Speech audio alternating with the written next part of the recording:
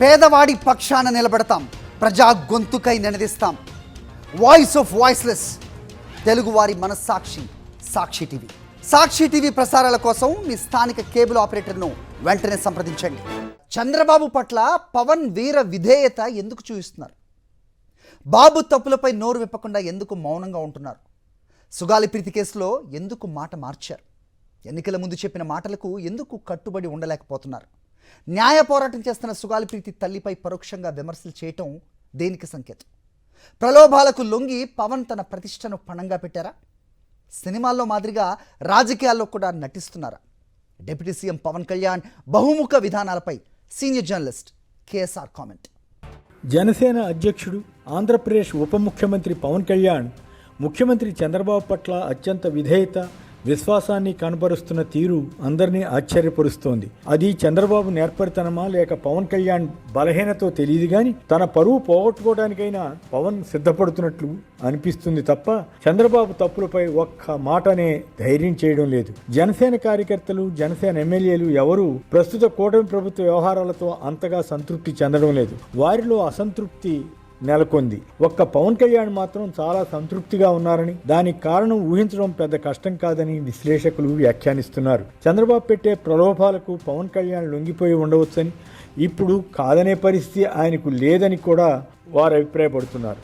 చంద్రబాబు పట్ల పవన్కు ఉన్నది విధేయత కాదని, కేవలం చంద్రబాబు నుంచి అందుతున్న కంఫర్ట్స్ కారణంగానే తన ప్రతిష్టను పణంగా పెట్టి ప్రశ్నించకుండా ఉంటున్నారని ఆయన్ను దగ్గరగా చూసిన ఒక ప్రముఖ జర్నలిస్ట్ వ్యాఖ్యానించారు. సుగాలి ప్రీతి కేసు అంశంలో పవన్ కళ్యాణ్ మాట మార్చిన వైనం, ఇప్పుడు ఆ కేసులో న్యాయం జరగాలని కోరుతున్న ఆ బాలిక తల్లి పార్వతీబాయినే ఆయన పరోక్షంగా విమర్శిస్తున్న తీరు ప్రజలందరినీ నిశ్చేష్టులను చేస్తోంది. పవన్ కళ్యాణ్లో మస్తు షేడ్స్ ఉన్నాయని, ఎప్పుడు ఏ మాటైనా మార్చేయగల సమర్థుడని, చంద్రబాబును మించి అబద్ధాలు ఆడగలరన్న భావన ఉన్నప్పటికీ సుగాలి ప్రీతి కేసును కూడా ఇలా నీరుగార్చేస్తారన్న అభిప్రాయం ఇంతవరకు కలిగేది కాదు. ఆ బాలిక తల్లి ఇంటికి గత ఎన్నికలకు ముందు వెళ్లి పవన్ ఆడిన డ్రామాను అంతా గుర్తు చేసుకుంటున్నారు. సోషల్ మీడియాలో వాటిని చూస్తుంటే ఇలాంటి పవన్ కళ్యాణ్ ను జనం నమ్మారా అన్న భావన కలుగుతుందని కొందరు వ్యాఖ్యానిస్తున్నారు. 2 లక్షల మంది తో కలిసి తాను సుగాలి ప్రీతికి జరిగిన అన్యాయాన్ని ప్రశ్నించానని చెప్పుకుని ఎన్నికల ప్రచారం చేసుకున్న ఆయన ప్రస్తుతం ఆ కేసులో తానేమీ చేయలేనని చేతులెత్తేశారు.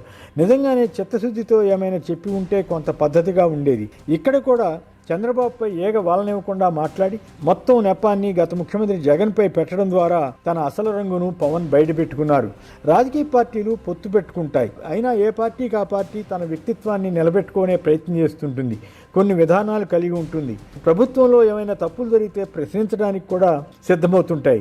ఆ పార్టీ అధినేతను పొత్తులోని ఇతర పార్టీల నేతలు గౌరవప్రదంగా చూసే పరిస్థితి ఉంటుంది. వాటన్నిటికీ పవన్ తిలోదకాలు ఇచ్చేశారా అన్న భావన ఏర్పడుతోంది. టీడీపీ వారు సైతం ఇది తమ జేబులో ఉండే పార్టీనేలే అన్న చందంగా ఆయా నియోజకవర్గాల్లో వ్యవహరిస్తున్నారని జనసేన కేడరే వాపోతోంది. వారందరినీ గాలికి వదిలి తను ఒక్కడే పవర్ను ఎంజాయ్ చేయడానికి అలవాటు పడినందునే పవన్ కళ్యాణ్ తన పరువు పోయినా పర్వాలేదు కానీ చంద్రబాబు గురించి ఒక్క నిజం చెప్పకూడదన్న నిశ్చితాభిప్రాయంలోకి వచ్చారన్నది కొంతమంది భావన. సుగాలి ప్రీతిపై కొందరు నీచులు అత్యాచారానికి పాల్పడి హత్య చేశారు. ఆ ఘటన జరిగింది 2017 ఆగస్టులో. అప్పుడు అధికారంలో ఉన్నది ఆయన మద్దతిచ్చిన తెలుగుదేశం పార్టీనే. చంద్రబాబే ముఖ్యమంత్రిగా ఉన్నారు. ఆ తర్వాత 2 ఏళ్లు అదే ప్రభుత్వం కొనసాగింది.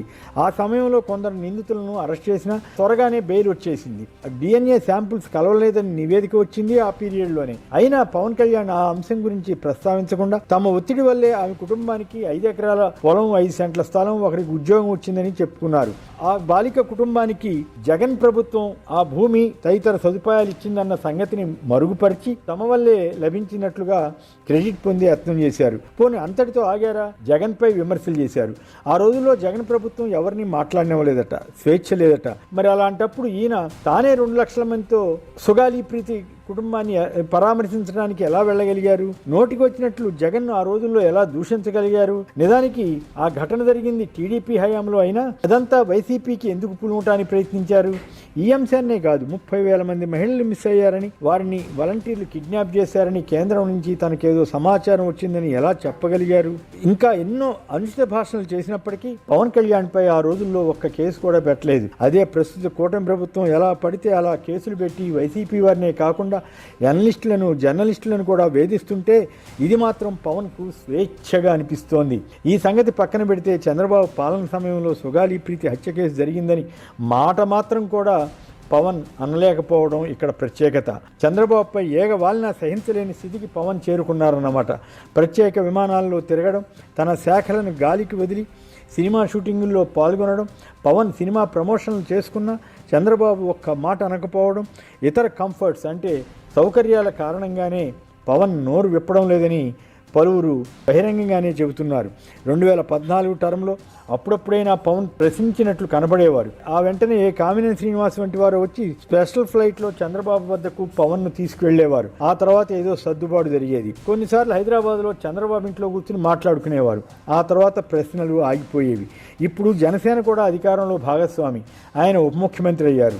దాంతో పదవే పరమాన్నంగా మారడమే కాకుండా చంద్రబాబు తెలివిగా తన ట్రాప్ నుంచి పవన్ను బయటికి వెళ్లకుండా జాగ్రత్తగా చూసుకుంటున్నారన్నది జనసేనలో ఉన్న టాక్గా చెబుతున్నారు. అందుకే పార్టీ సమావేశంలో పలువురు కార్యకర్తలు తమకు అవమానాలు జరుగుతున్నాయని వాపోయినా పవన్ వారిని బుజ్జగించారే తప్ప అలా జరగకుండా చూస్తామని గట్టి హామీ ఇవ్వలేదు. పైగా కింది స్థాయిలో సర్దుకుపోలేకపోవడం వారి అసమర్థత అన్నట్లుగా కూడా మాట్లాడారు. చంద్రబాబుతో తాను మాట్లాడతానని అన్నప్పటికీ ఈ పరిస్థితిలో ఎంత న్యాయం జరుగుతుందో అన్నది జనసేన కార్యకర్తల డౌట్. అందుకే పండ్లున్న చెట్టుకే రాళ్లు అని ఆయన చెప్పుకున్నా ఎవరూ నమ్మడం లేదు. జగన్ ప్రభుత్వం సుగాలి ప్రీతి కుటుంబానికి అంత సాయం చేసినా నిత్యం రాళ్లేసిన పవన్ కళ్యాణ్ ఇప్పుడు పార్వతీబాయి అడుగుతున్న ప్రశ్నలకు తానేమీ చేయలేనని చేతులెత్తేయడం ద్వారా తానేమిటో ప్రజలకు అర్థమయ్యేలా ఆయనే చేసుకున్నారన్న అభిప్రాయం ఏర్పడుతోంది. సినిమాల్లోనే కాదు, రాజకీయాల్లోనూ నటించి అబద్ధాలు ప్రచారం చేసి అధికారంలోకి వచ్చిన విషయాన్ని పవన్ కళ్యాణ్ అంగీకరిస్తున్నట్లు అనిపించడం లేదు.